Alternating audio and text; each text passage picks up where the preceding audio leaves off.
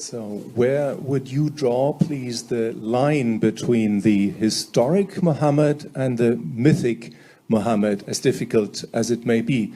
Evidently, there's a mythological aspect, Muhammad traveling through the skies and into the sky, and there's a historic aspect, clearly, but some people go as far as to say the religion of Islam, you mentioned it, didn't arise in the area of Mecca and Medina, rather in the area of Jerusalem. Right. So where would you draw the line? South Arabia. South Arabia.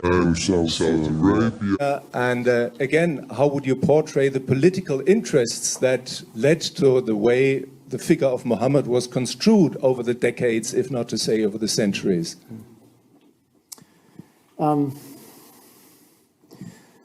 You know, there are people who argue that Muhammad never existed, like there used to be people who argued that Jesus never existed, because, you know, we don't have actual documentary evidence for it. We only have the evidence from within the religious tradition.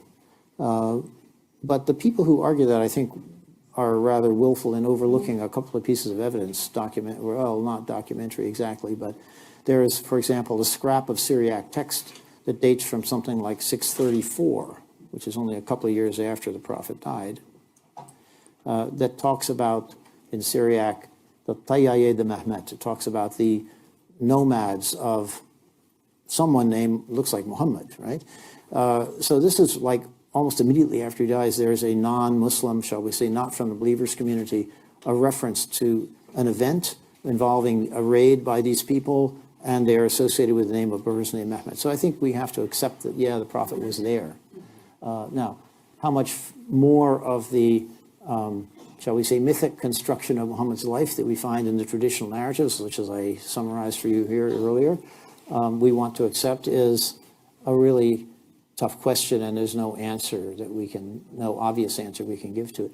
My own sense, though, is that when, let's put it this way, when the day of judgment comes and all truths are revealed, including historic truths, if we get to that point, we will find, I think, that the traditional Muslim narrative is not completely off base, that maybe 80 or 90% of it is pretty much sort of what happened, but that there are certain points at which it has given a totally different spin to aspects of that development.